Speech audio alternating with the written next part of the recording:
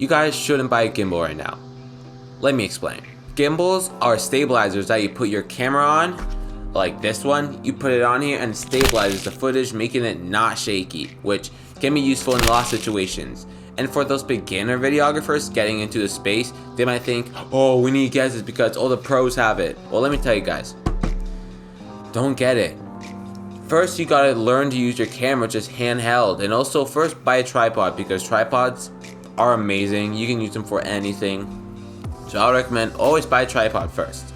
But don't just go on buying high-tech gear that you see other people use because they're in a different level than you are. As you see, this gimbal right here costs about $360, and with tax and shipping and everything, around $400.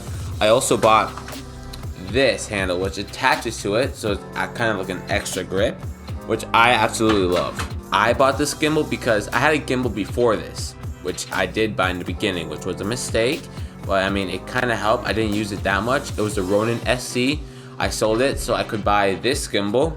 The problem with the gimbal why I sold this because I wanted to record vertical car shorts. So I was like, I need to buy an L bracket to put on my gimbal. I did that and it didn't work out.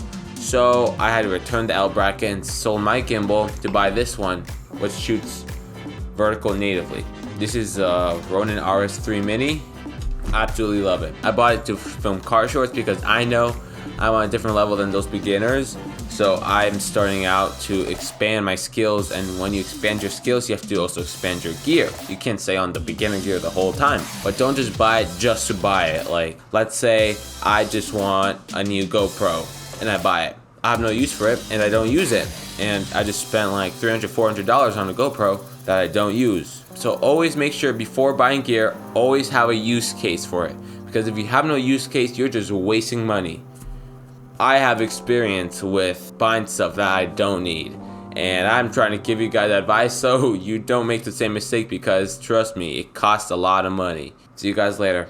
Peace.